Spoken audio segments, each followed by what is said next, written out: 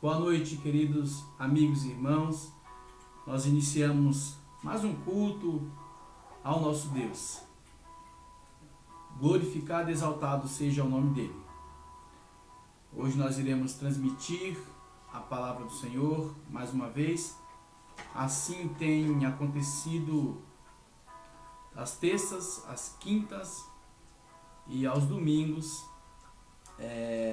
às 10 da manhã.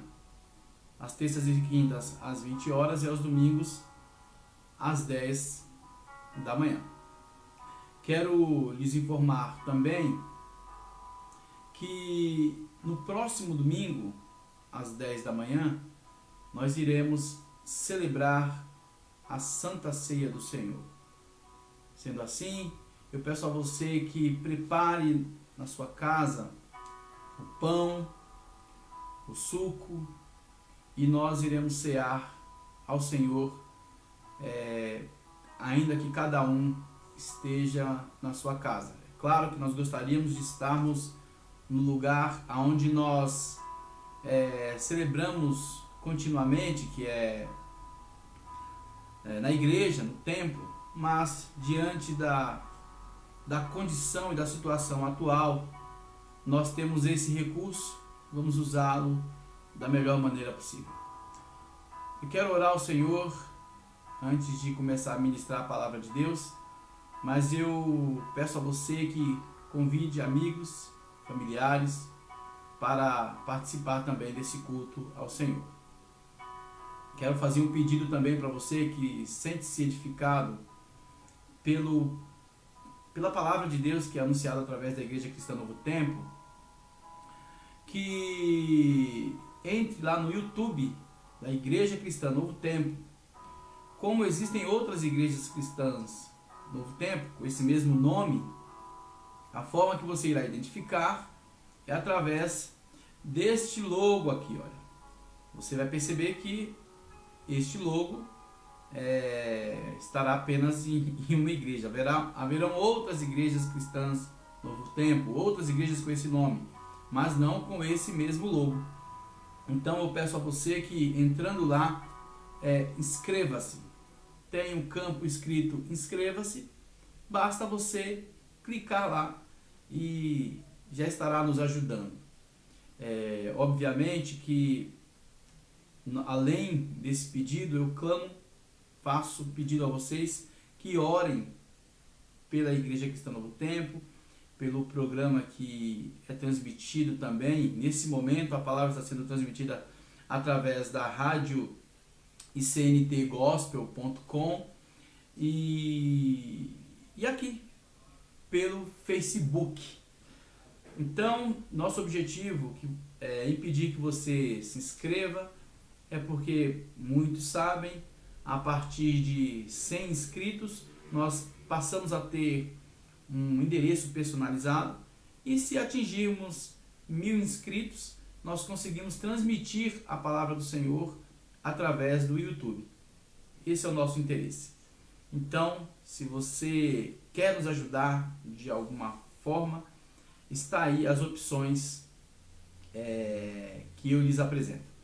Vamos orar ao Senhor e meditar na palavra de Deus. Altíssimo Deus e soberano Pai, te damos graças por mais uma noite especial, que o Senhor nos permite estarmos na tua presença. Quero pedir a Ti que venha falar a cada coração, pedir ao Senhor que venha fazer com que a tua voz possa ser percebida por nós. O Senhor sempre fala, mas nós temos dificuldades de ouvi-lo. Então ajude-nos, Pai, a te ouvir da melhor maneira possível. Clamo a Ti para que visite cada coração nesse instante. Em nome do Senhor Jesus. Amém. Amém. A mensagem de hoje, ela tem como tema: ainda há esperança. Nós vamos meditar no livro de Jonas, no capítulo 2, obviamente, que lerei também algumas outras partes, mas eu quero dizer para você que está me ouvindo, me assistindo nesse momento, Você que tem clamado por alguém que conhece a Jesus, mas se afastou dos caminhos do Senhor, ou talvez você seja uma dessas pessoas que mesmo tendo voltado para a igreja, que é o lugar em que você se sente mais próximo de Deus, você percebe que falta algo a ser respondido no teu coração, falta uma conexão ainda maior com o Senhor. Eu quero dizer para você, ainda há esperança. Vamos ler o livro de Jonas, capítulo 2, que diz assim: E orou Jonas ao Senhor, seu Deus, das entranhas do peixe, e disse: Na minha angústia clamei ao Senhor, e ele me respondeu. Do ventre do inferno gritei, e tu me ouvistes, e tu ouviste a minha voz. Porque tu me lançaste no profundo, no coração dos mares, e a corrente me cercou. Todas as suas ondas e as suas vagas têm passado por cima de mim. E eu disse: lançado estou de diante dos teus olhos, todavia tornarei a ver o templo da tua santidade. As águas me cercaram até a alma, o abismo me rodeou e as algas se enrolaram na minha cabeça. Eu desci até aos fundamentos dos montes, os ferrolhos da terra correram-se sobre mim para sempre. Mas tu livraste a minha alma da perdição, ó Senhor meu Deus. Quando desfalecia em mim a minha alma, eu me lembrei do Senhor, e entrou a ti a minha oração no templo da tua santidade. Os que observam as vaidades vãs deixam a sua própria misericórdia. Mas eu te oferecerei sacrifício com a voz do agradecimento. O que votei, pagarei. Do Senhor vem a salvação. Falou, pois, o Senhor ao peixe, e ele vomitou Jonas na terra. Queridos amigos e irmãos, todos aqueles que tiveram um encontro verdadeiro com Cristo, um encontro real, eles foram convencidos de que Deus é onipotente, onisciente e onipresente. Que o Senhor é aquele que domina toda a terra e céus. Todos aqueles que tiveram um encontro verdadeiro com Cristo, seus olhos foram abertos para a realidade da missão que eles receberam aqui na terra. E eles têm essa convicção dentro de si, como também um dos agentes que lhes levam a anunciar o Evangelho de Cristo. Eles sabem que eles são uma voz, sua vida é uma voz. O que ele fala precisa estar em conexão com a sintonia que ele tem com aquele que lhe enviou a anunciar o Evangelho, vivendo o Evangelho. Vejam, Jonas tem essa consciência de que Deus é aquele que tem domínio sobre a terra e sobre os céus. Vejam bem, no capítulo 1, quando Jonas foi descoberto perante os homens, porque ele, após ouvir a voz de Deus dizendo para que ele fosse para pregar o Evangelho em Nínive, ele decidiu ir para Tarsis, e ali houve uma tempestade no barco em que ele estava, e ele se escondeu, foi lá para o fundo do barco, para as partes inferiores, dormir, foi tentar descansar. Os marinheiros todos que estavam ali jogaram tudo que tinha peso no mar, porém não resolvia o problema. Eles descobriram Jonas lá embaixo, perguntaram quem era Jonas, e Jonas se apresentou como alguém que temia a Deus. Nós vamos ler. Jonas tinha total consciência de que Deus domina sobre terra e céu. Vejam, no versículo 9 do capítulo 1, quando indagado pelos homens, ele diz assim: e ele lhe disse, Jonas responde: eu sou hebreu e temo ao Senhor, o Deus do céu, que fez o mar e a terra. Vejam, Jonas tem total convicção de quem é Deus. É importante lermos o capítulo 1, que diz assim: e veio a palavra do Senhor a Jonas, filho de Amitai, dizendo: levanta-te, vai à grande cidade de Nínive e clama contra ela, porque a sua malícia subiu até mim. E Jonas se levantou para fugir diante da face do Senhor para Tarsis. E, descendo a Jope, achou um navio que ia para Tarsis. Pegou, pois, a sua passagem e desceu para dentro dele, para ir com eles para Tarsis, de diante da face do Senhor. Veja que Jonas ele tenta fugir da face do Senhor.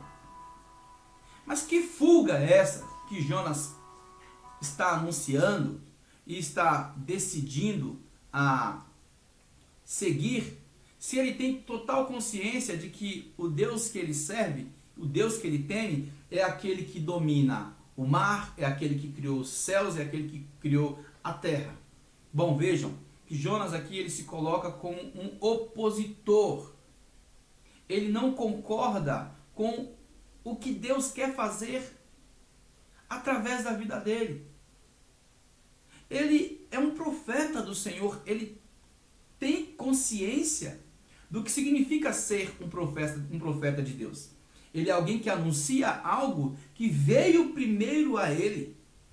Ele é alguém que tem convicções absolutas a respeito da presença e do senhorio de alguém que domina todas as coisas. E que ele é uma voz, um instrumento de Deus, uma voz importante na terra. Esse foi o chamado dele, para isso ele nasceu, e ele está convicto de que ele precisa seguir essa missão. Porém, existe uma ordenança de Deus que mexe com o seu coração.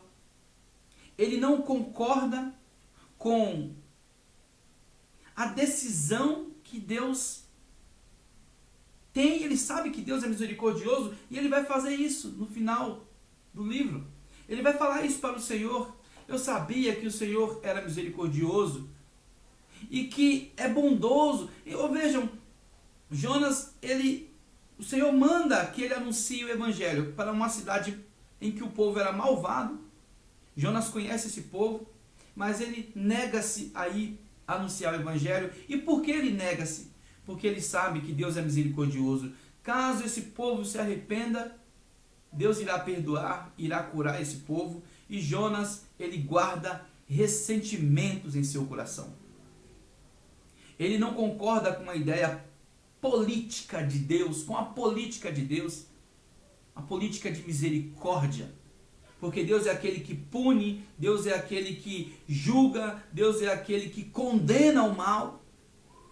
Porém, se o homem se converter de seus maus caminhos, o Senhor perdoa, e Jonas acha que aquele povo não merece isso. Então ele tenta fugir em uma atitude que expressa a sua discordância com o Senhor.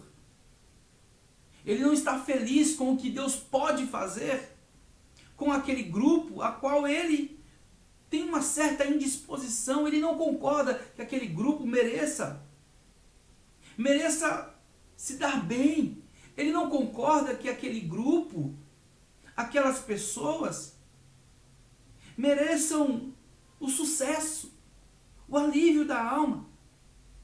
Ele está convicto de que ele sabe o que é melhor. E o melhor seria que Deus fizesse aquilo que ele, Jonas, acredita ser melhor. E o melhor para ele é que Deus não perdoasse esse povo. O melhor para ele é que Deus não operasse nesse povo e através desse povo. Havia uma vaidade muito grande no coração de Jonas. Então ele tenta fugir da face do Senhor. Fugir da face do Senhor não significa que Jonas está entendendo que ele vai conseguir escapar da visão de Deus. Ele sabe que isso é impossível, mas ele está no sinal de oposição. Eu não quero fazer isso que o Senhor me propõe a fazer. Vejam bem, o que acontece na alma e no coração de todos aqueles que se comportam dessa maneira. Alguns resultados passam a existir, resultados tais que não existe cura, não tem quem possa curar, não tem remédio que possa resolver o problema relacionado ao que está acontecendo dentro do coração do profeta, que se opõe a obedecer, a se colocar dentro da vontade do Senhor. E muitas vezes o profeta abandona a vontade do Senhor, porque ele não concorda com o que pode acontecer através daquele grupo que ele se vê rival. Vejam bem, nós lemos no capítulo 2 de Jonas que alguns resultados vão acontecer dentro de seu coração. E é importante nós pensarmos isso. E Jonas levanta-se para fugir da presença do Senhor e ele vai parar no fundo de um navio. Posteriormente, ele vai ser lançado na barriga de um peixe, de um grande peixe. O que nós aprendemos? Quais são as verdades que compõem o coração e a alma daqueles que tentam fugir da presença de Deus, que se opõem à vontade de Deus? Não é que eles acreditam que Deus não existe e que tem algum lugar que eles possam estar em que Deus não os vejam, mas aqueles que acreditam que é melhor se opor a isso, mesmo que eu saiba que é a vontade de Deus, eu estou tão contra. Eu me coloco de forma tão contrária a essas pessoas, que mesmo sabendo eu que Deus quer fazer algo através da vida delas, eu não irei partilhar, eu não quero participar de nenhum benefício que possa ocorrer se vier por intermédio dessas pessoas. Então veja, fugir da presença de Deus é o que Jonas vai fazer. Mas nós aprendemos aqui que diante de Deus, diante de uma mensagem, de uma ordem de Deus, tentar fugir, é importante nós compreendermos uma realidade. E essa verdade é: não existe descanso para quem foge de Deus. Não existe paz. Não existe tranquilidade. Vejam, Jonas no capítulo 2, ele diz: na minha angústia clamei ao Senhor. Ele está com o coração angustiado. E é importante perceber que no capítulo 1, quando nós olhamos aqui, no versículo 5, diz assim: então temeram os marinheiros e clamaram cada um ao seu Deus, porque no momento da tempestade, pois Jonas estava naquele barco, Deus envia uma tempestade, e os marinheiros lançavam suas fazendas, as suas riquezas que estavam no navio, eles jogavam no mar, porque eles achavam que aquilo poderia ser o problema, o peso seria algo ruim, eles jogaram suas riquezas no mar. Jonas, porém, desceu aos lugares do porão, e se deitou e dormiu um profundo sono. Vejam bem, Jonas simplesmente apaga. Ele simplesmente tenta não viver. É o anúncio da oposição total. Mesmo ele sabendo que aquela tempestade, ela era resultado de um trabalhar de Deus, ele simplesmente apaga. É a ideia de fechar os olhos, fechar os ouvidos, não andar, não fazer absolutamente nada, porque ele quer se opor por completo à vontade de Deus. E ele simplesmente dorme profundamente. Esse sono profundo não significa descanso profundo. Os marinheiros descobrem ele lá. e percebem que ele está, e perguntam por que você está dormindo desse jeito, sendo que nós estamos todos vivendo um momento de crise, um momento de angústia, um momento de apavoramento, de desespero. Como você pode estar nesse sono profundo, nessa tranquilidade? Declara-nos quem é você. E aí Jonas se apresenta. E ele diz: eu sou hebreu, temo ao Senhor. No capítulo 1, versículo 9 e 10. E ele disse: eu sou hebreu, temo ao Senhor, o Deus do céu, que fez o mar e a terra. Então os homens se encheram de grande temor e lhe disseram: por que fizeste tu isso? Pois sabiam os homens que fugia de diante do Senhor, porque ele lhe tinha declarado. Jonas contou tudo para aqueles homens o que tinha acontecido. E os homens falam: como é que você faz isso? Você está fugindo da face, você está se opondo ao que Deus te ordenou que você fizesse. Sem dúvidas, isso é um mal terrível. E aqueles homens, eles ficam apavorados e eles dizem uns para os outros: o que nós faremos? Porque o mar ficava cada vez mais apavorado, mais agitado. E Jonas, ele está certo de que não haverá solução. Não haverá solução porque ele continua se opondo. Ele sabe que uma vez que ele não participe da maneira que deve ser participado, a maneira que ele deve se comportar, como ele está seguro de que não irá arredar o pé, então eles dizem para aqueles homens: me lancem no mar. Apesar de Jonas estar se opondo a Deus, ele sabe muito bem que não haverá solução, que ele e todos aqueles que estiverem à sua volta irão sofrer. Assim é todo aquele que conhece ao Senhor, mas que nega-se a obedecer os seus mandamentos. Assim é aquele que conhece a voz de Deus, que ouviu a voz do Senhor, mas que é resistente. É resistente no que diz respeito ao ato de inserir-se na vontade do Senhor e até se coloca contrário à vontade de Deus. É aquele que tampa os ouvidos para tudo aquilo que venha contra aquilo que ele quer que seja.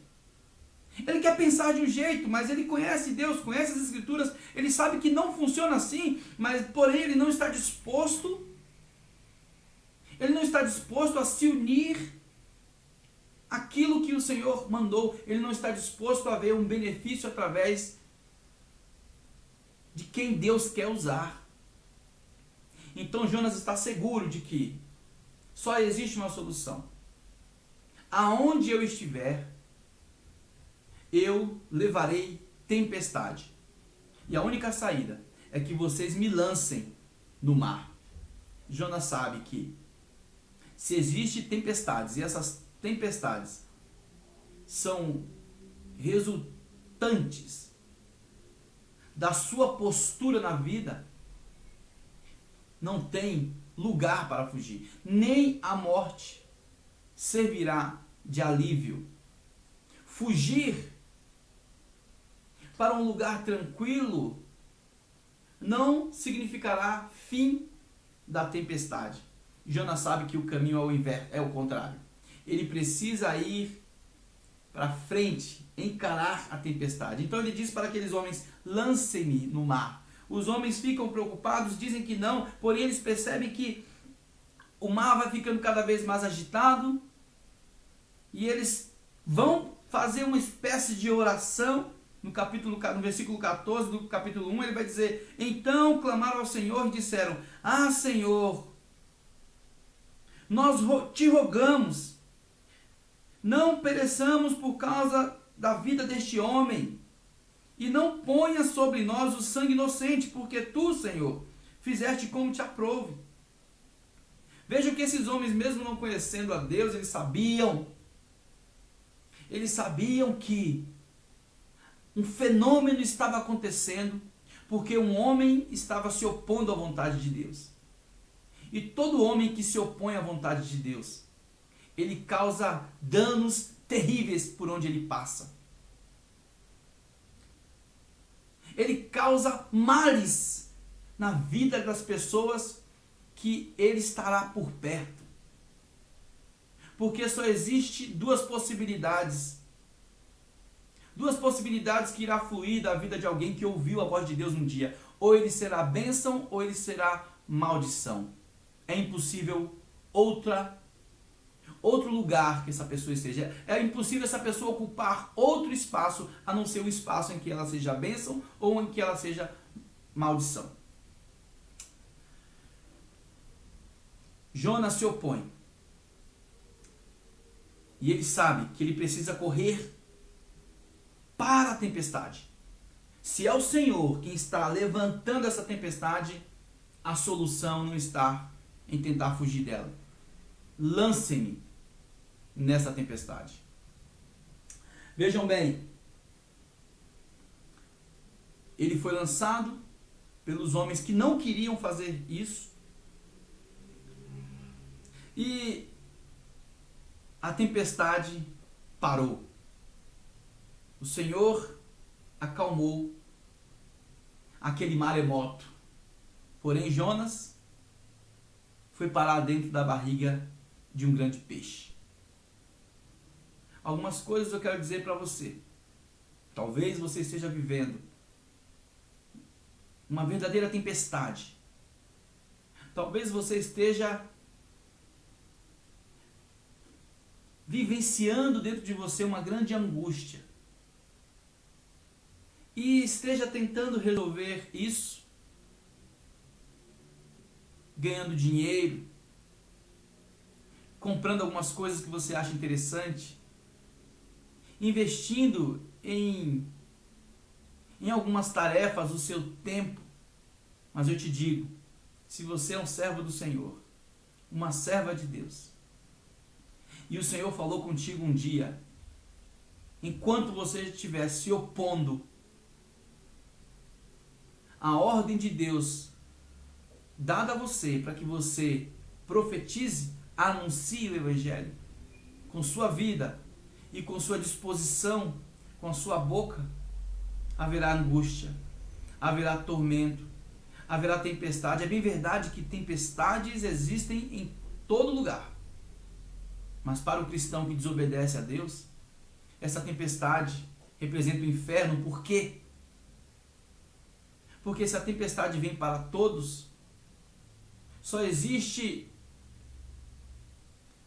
um ambiente em que essa pessoa esteja que lhe deixe tranquila, que é dentro da vontade de Deus. Jonas não estava. Ele estava distante da vontade do Senhor. Sendo assim, enquanto você não ouvir a voz do Senhor, enquanto você não abraçar, enquanto você não se arrepender, não quebrantar-se, haverá tempestade. E essa tempestade não irá envolver apenas você, irá envolver todos aqueles que estiverem à sua volta.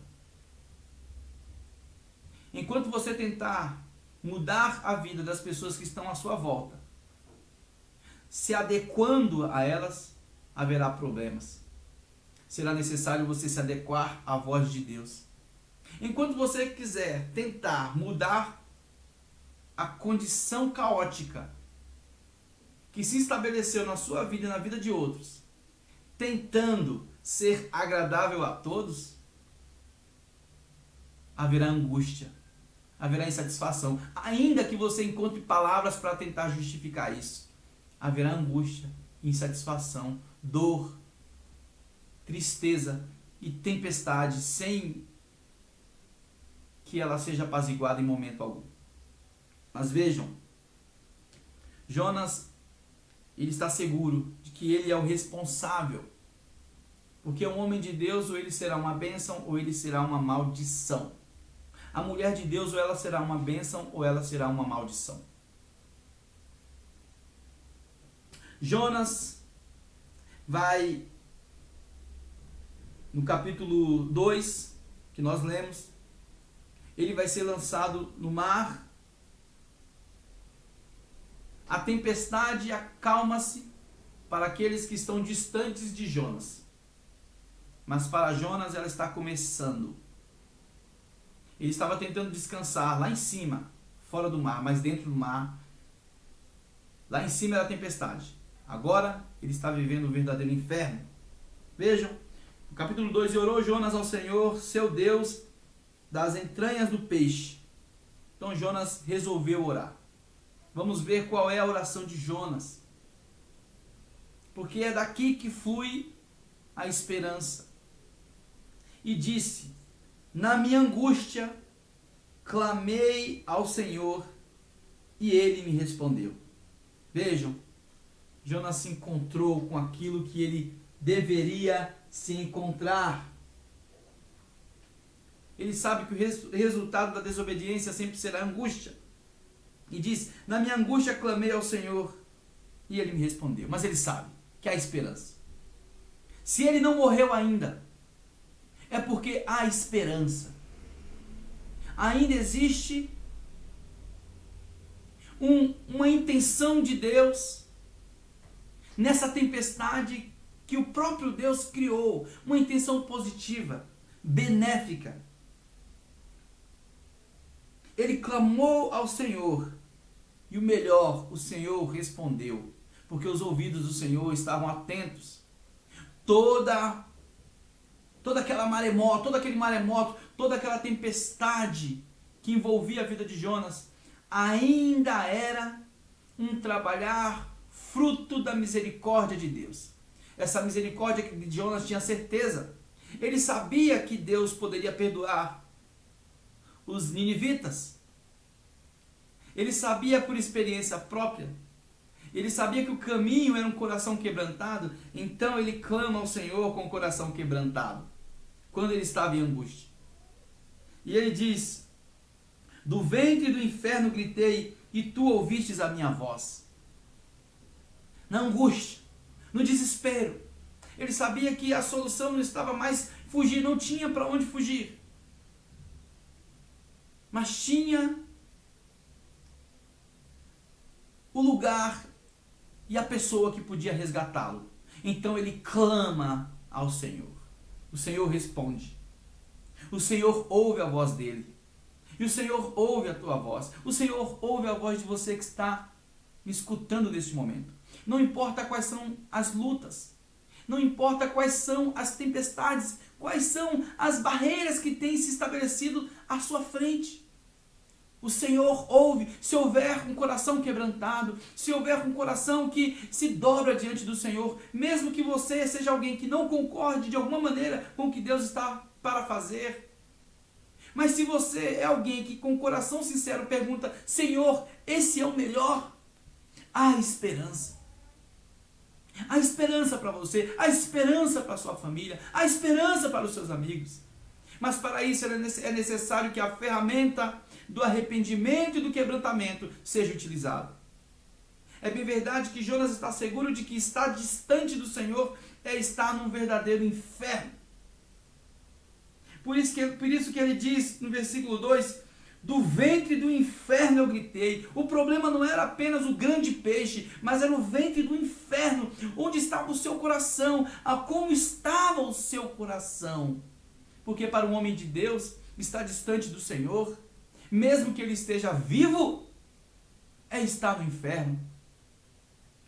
Deuteronômio capítulo 30, vejam, diz assim, versículo 2 ao 4. O Senhor vai dizer: se te converteres ao Senhor teu Deus, e deres ouvidos a sua voz, conforme tudo o que eu te ordeno, hoje, tu e teus filhos, com todo o teu coração e com toda a tua alma, então o Senhor teu Deus te fará voltar do teu cativeiro e se apiedará de ti, e tornará a ajuntar dentre todas as nações entre as quais te espalhou o Senhor teu Deus. Veja o versículo 4.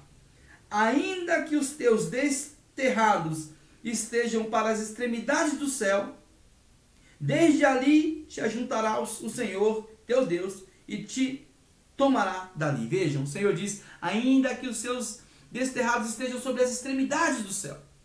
Ou seja, se o Senhor está te provando, se é verdade que é Deus quem está permitindo essas tempestades, você ainda não está no inferno, Hades. O inferno está distante do Senhor, mas você não está, por fim, você não está ainda no lugar onde os desobedientes irão parar.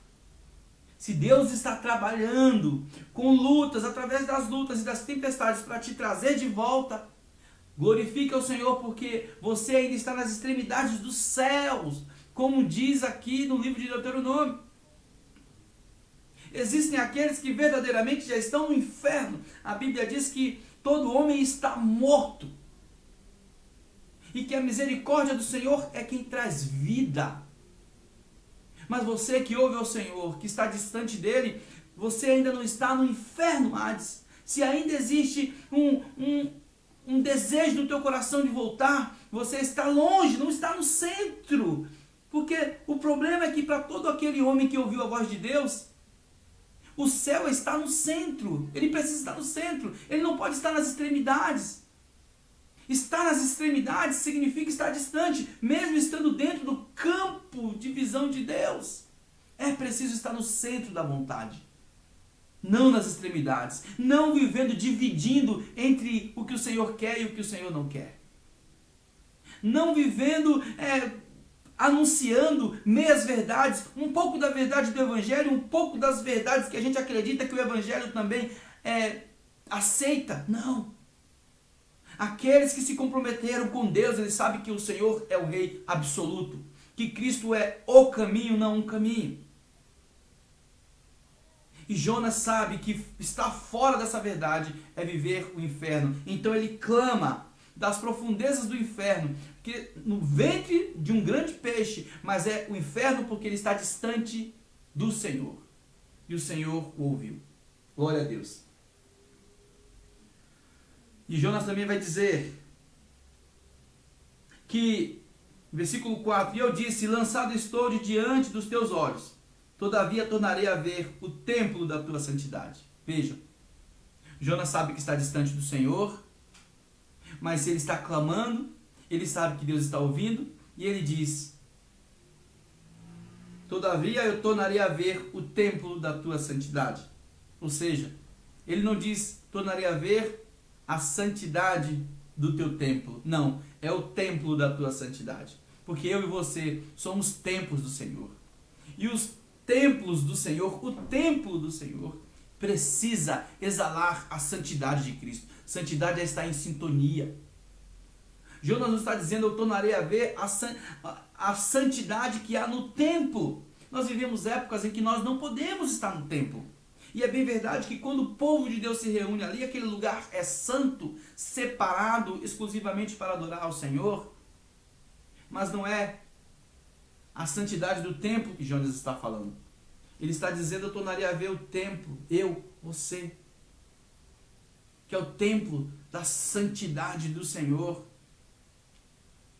Será que o Senhor está olhando para você e vê em você o templo da santidade de Deus? Será que nós compomos com as nossas disposições, com todos os nossos recursos, nós dispomos ao Senhor tudo que temos? Nossa força, nossa dedicação em anunciar o reino de Deus, em se colocar debaixo da vontade do Senhor e não da nossa? Saiba, está disposto e submisso a essa vontade, isso representará ser o templo da santidade do Senhor. Mesmo que hajam tempestades, mesmo que hajam lutas, mesmo que haja perseguição, estar nesse lugar que é o centro da vontade de Deus significa ser o templo da santidade do Senhor. E por fim, Jonas vai declarar algo no versículo 8, ele vai dizer, os que observam as vaidades vãs deixam a sua própria misericórdia. Ele sabe que a desobediência é uma questão de vaidade. Não é um compromisso com a verdade. Não é um compromisso com o bem ao próximo, com amor ao próximo. Muitas vezes as nossas oposições, as nossas brigas, as guerras que existem entre nós, parecem que são fruto do nosso desejo de querer o bem para a humanidade, de querer o bem para a nação, de querer o bem para as pessoas.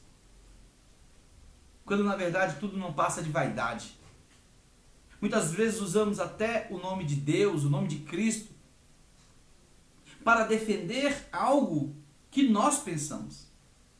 Ao invés de ouvir o que Cristo diz, para pensar conforme a sua palavra, nós queremos pensar do nosso jeito. E inserimos nos nossos pensamentos o que pensamos ser a vontade do Senhor. O que acreditamos ser um ser humano, uma decisão mais humana. Uma pessoa que compõe um coração mais acolhedor. Nós permitimos a desobediência ao Senhor e nos colocamos contra tudo o que vem do Senhor, simplesmente para aliviar uma vaidade que está no nosso coração. Veja, Jonas vai fazer isso e ele descobre, ele chega à conclusão e ele diz: os que observam as vaidades vãs deixam a sua própria misericórdia. Na verdade, se inserir, se lançar sobre essas vaidades é abandonar a misericórdia de Deus. E é o abandono da misericórdia de Deus que trará sobre você e sobre todos aqueles que estiverem à sua volta maldição, angústia, dor, tempestade. E o Senhor ainda luta. O Senhor tem trabalhado, porque as tempestades ainda significam que as misericórdias do Senhor estão perseguindo esses homens. Espero que assim como Jonas, você consiga ouvir a voz de Deus a tempo. Jonas disse, no versículo 9, mas eu te oferecerei sacrifício com a voz do seu agradecimento. O que votei pagarei, do Senhor vem a salvação. Ele está convicto de que do Senhor vem a salvação. E aquilo que ele votou, aquilo que ele, o voto que ele fez com Deus, aquilo que ele decidiu, que ele se prontificou, que é obedecer, voltar ao centro da vontade de Deus, ele vai fazer. Mesmo que a princípio pareça contra o seu próprio gosto. Pois ele vai, anuncia, para quem conhece o livro de Jonas sabe o desfecho, para aqueles que não conhecem, Jonas vai e anuncia o evangelho. Aquele povo que ele não queria pregar se arrepende e ele fica angustiado e chateado porque Deus perdoa aquele povo e Deus vai sarar aquele povo. E não era isso que ele queria. Ele era um opositor a essa ideia. E no final o Senhor vai dizer: Jonas, eu não posso ter misericórdia desse povo. O Senhor vai fazer com que uma boboreira cresça. E Jonas vai ficar feliz porque aquela boboreira vai trazer sombra para ele. Depois o Senhor vem e destrói ele como um protetor da natureza. Ele se coloca como se fosse um protetor da natureza e de toda a humanidade, de tudo que Deus criou. Acredita saber o que é melhor para a humanidade e para tudo que Deus criou do que o próprio Deus. E Deus vai dizer: Jonas, você teve misericórdia de uma planta que por sinal fui eu quem fiz, Jonas. Você tem anunciado um coração bom para com a humanidade. Você tem misericórdia dos animais, você tem misericórdia das plantas, você tem misericórdia de tudo. Mas o meu evangelho, as pessoas que eu falei para que você anunciasse o evangelho, a essas você quer ver o mal? Você não quer que as coisas deem certo na vida delas e através da vida dela? Ah, Jonas, isso é um problema que está muito mais relacionado a ressentimento. E é isso que o Senhor vai dizer. Vejam. No versículo 9 do capítulo 4, ou no capítulo 4, versículo 1, o Senhor vai dizer: mas desgostou-se Jonas extremamente disso, ficou todo ressentido. Aí ele ora ao Senhor, ele fica chateado, e o Senhor vai perguntar para ele no versículo 4: é razoável esse teu ressentimento, Jonas? É razoável? É correto você ficar ressentido dessa forma? Como que eu faço? Vejam, na verdade tudo que Jonas carregava era um ressentimento fruto de uma vaidade boba, disfarçada de misericórdia e de boas intenções. O Senhor é aquele que conhece as intenções. O Senhor é aquele que conhece até mesmo as boas atitudes, mas que tem como pano de fundo o interesse de derrubar, o interesse de destruir, apenas fruto da vaidade. Mas há esperança, porque Deus insiste. E se você é uma dessas pessoas, ainda há esperança para você. Se você conhece pessoas assim, ainda há esperança. Ore e clame ao Senhor. Esse é o caminho do cristão, clamar ao Senhor. Vamos orar a Deus e pedir para que Ele alcance cada pessoa. Amado Deus e soberano Pai, peço ao Senhor nesse momento que visite todos aqueles que nos ouvem nesse momento. Aqueles que fazem parte das famílias que estão assistindo ou que assistirão. Que o Teu Espírito Santo alcance, retire todo tipo de ressentimento e convença cada coração. Pois só o Teu Espírito Santo pode fazer isso. Eu te peço e te agradeço no nome do Senhor Jesus. Obrigado, meu Pai. Amém. Glória a Deus, queridos amigos e irmãos. Que Deus abençoe a tua vida. Eu quero apenas trazer uma informação. Quero dizer que no próximo domingo nós teremos ceia do Senhor para aqueles que fazem parte da Igreja Cristã Novo Tempo. E eu peço que você envie fotos no grupo da igreja, com sua família reunida.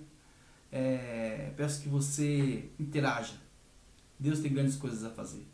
Continue orando pelo nosso país. Continue orando pela sua família. Continue orando por todos os representantes da nação. Continue orando por todos aqueles por todo mundo, todos os países que têm enfrentado essa luta.